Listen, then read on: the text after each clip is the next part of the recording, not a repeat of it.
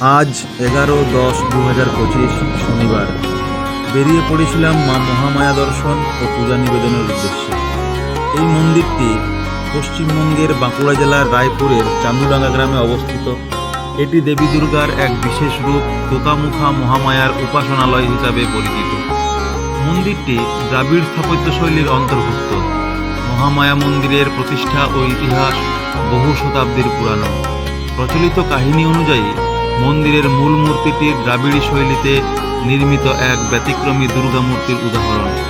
রাজ পরিবারের কথা অনুযায়ী আনুমানিক 1595 সালে রাজা কৃষ্ণ সিংহদেব স্বপ্নাদেশ পেয়ে চান্দুডাঙ্গা জঙ্গলের এক ঝোপ থেকে দেবী মহামায়াকে উদ্ধার করেন এবং মন্দির প্রতিষ্ঠা করেন।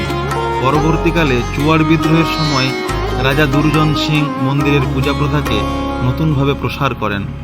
মল্লরাজ ফতেহ সিং ও অন্যান্য রাজা জমিদারদের সময়কালেও মন্দিরের পূজা ও পরিচালনায় বিশেষ ভূমিকা রাখে। মন্দিরে প্রতিষ্ঠিত মহামায়া মূর্তি বাংলার প্রচলিত দুর্গা মূর্তির তুলনায় ব্যতিক্রমী। এখানে মা মহামায়া ষড়ভুজা দুর্গা, যার দুই হাতে পরিন্দাসুর নামক একটি হাতিকে মর্দন করার দৃশ্য রয়েছে। দেবী সিঁদুরে রাঙানো এবং তার ডান পাশে তুঙ্গভদ্রা ও বাম পাশে সর্বমঙ্গলা অবস্থান করছেন।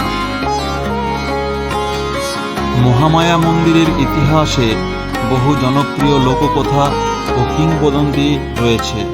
বিশেষ করে শাখা প্রদান ও দেবী মহামায়ার 6টি হাতের উদ্ভব নিয়ে প্রচলিত কাহিনীগুলো মন্দিরের অতীত গৌরব ও আধ্যাত্মিক শক্তির পরিচয় বহন করে। দেবীর মুখাকৃতি নেকড়ে বা কোকের মতো, যা দ্রাবিড় দুর্গার বৈশিষ্ট্য বহন করে। স্থাপত্য ও ঐতিহ্য মন্দিরের প্রধান মূর্তি কোকমুখা দুর্গারূপে পূজিতা হন। মূর্তিটির উচ্চতা প্রায় 2.5 ফুট এবং এর নির্মাণশৈলী দ্রাবিড়ী ঐতিহ্যের মিশ্রণ। রাজ পরিবারের ব্যবহৃত তোপধ্বনি, খাঁড়া ও কামানের ব্যবহার মন্দিরের পূজা প্রথায় আজও অবিচ্ছিন্নভাবে চলমান।